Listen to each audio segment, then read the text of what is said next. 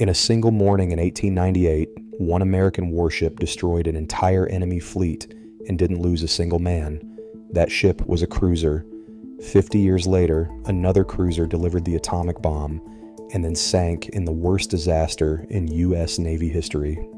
This is the strangest warship America ever built, the one that was reinvented in every era and then vanished. Today we're walking the entire bloodline of the American cruiser, from the very first to the very last. Let's go. In March 1895, the Navy commissioned USS Olympia, designated cruiser number 6. She was a protected cruiser, built without heavy side armor. Instead, engineers installed a curved steel deck designed to deflect incoming shells, a bet on speed and mobility over brute strength. On May 1, 1898, this concept faced its trial. Commodore George Dewey led his Asiatic squadron into Manila Bay. At 45 minutes past 4 in the morning, Dewey quietly gave his order. "You may fire when ready, Gridley." Over 7 hours, Olympia led 5 firing runs, destroying the Spanish fleet ship by ship. Not a single American sailor died in combat, and Olympia emerged completely undamaged. Today, she is preserved in Philadelphia, the oldest steel warship still afloat. But as technology raced ahead, the Navy realized that speed alone would not protect cruisers from a new generation of high-velocity guns. The answer was a complete structural redesign. Lightly protected scouts could no longer survive on speed alone, prompting the Navy to build the armored cruiser, a missing middle designed to bridge the gap between fast scouts and lumbering battleships. Ships like the armored cruiser New York, commissioned on June 7, 1893, and the later Tennessee class traded the vulnerable slope deck for a massive 5-inch steel belt running along the waterline.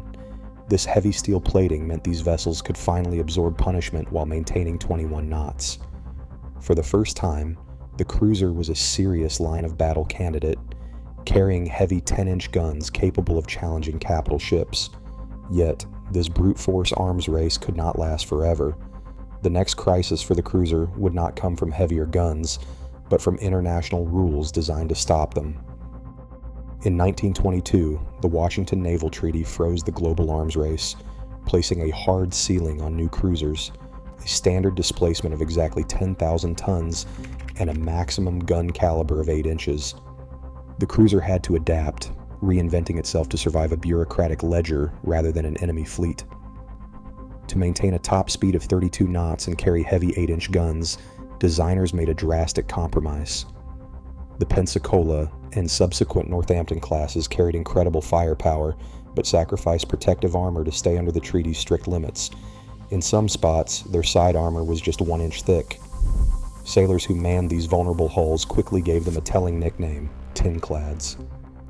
This paper-thin bargain satisfied international law.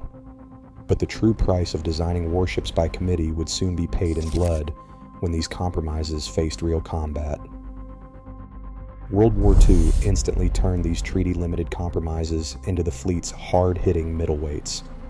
Armed with 9 heavy 8-inch guns and 3 triple turrets, ships of the New Orleans class stepped directly into the brutal, close-range night battles around Guadalcanal.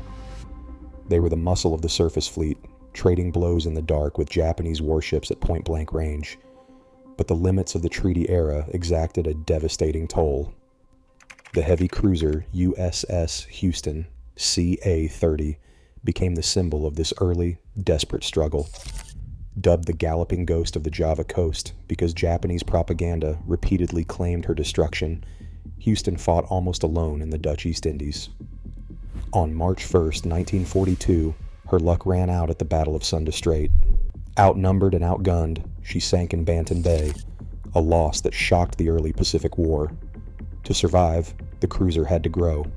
The subsequent Baltimore class cast off treaty restrictions entirely, scaling up to over 13,000 tons. Yet even as these heavy gunships reclaimed the seas, a new threat from the skies was forcing the cruiser to reinvent itself once again. As the Pacific War shifted to the skies, the cruiser split into a family of specialized defenders. It no longer had just one job. To shield the fleet's vulnerable aircraft carriers, the Navy needed rapid, overwhelming firepower. The solution was the light cruiser, built around the rapid-firing 6-inch gun. The Cleveland class, led by USS Cleveland, CL-55, commissioned on February 22, 1942, became the most produced American cruiser in history with 29 hulls completed. These ships threw up walls of steel to protect carriers and hammered enemy beaches during amphibious landings. Meanwhile, the specialized Atlanta class, starting with USS Atlanta, CL-51, in June 1941, packed 16 rapid-firing 5-inch dual-purpose guns purely to shred incoming aircraft. This constant adaptability kept the fleet alive. Yet even as these specialized shields secured the skies, the most devastating single tragedy in American naval history was waiting in the deep. On July 16, 1945, the heavy cruiser USS Indianapolis slipped out of San Francisco under absolute secrecy. In her cargo hold lay the enriched uranium and components for Little Boy, the atomic bomb destined for Hiroshima. She raced across the Pacific alone, delivering her cargo to the island of Tinian in just 10 days. Her mission was done, but her journey home became a disaster. Just past midnight on July 30th, 1945, halfway between Guam and Leyte, the Japanese submarine A-58 spotted the unescorted cruiser. 2 torpedoes struck her starboard side. The explosions tore her open. 12 minutes later, the ship capsized and sank, leaving roughly 900 men in the black water of the Philippine Sea. Because of the extreme secrecy of her mission, no one knew she was missing.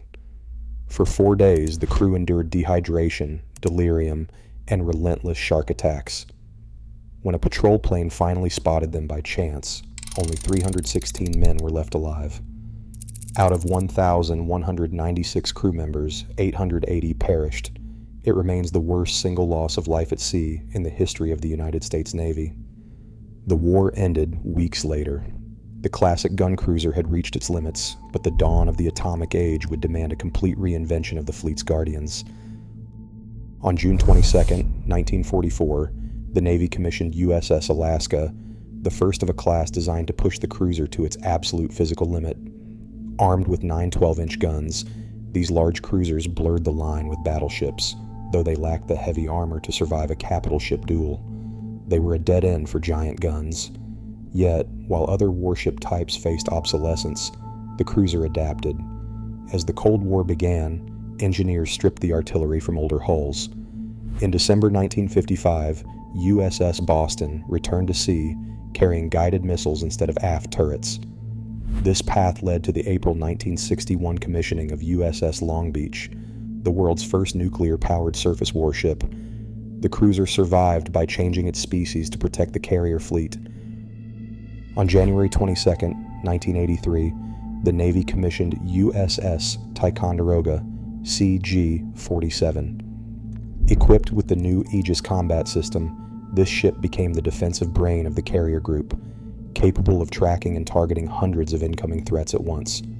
These 27 vessels represented the most capable cruisers the nation ever produced. For nearly a century, while other warship types stayed largely the same, the cruiser survived by completely changing its identity.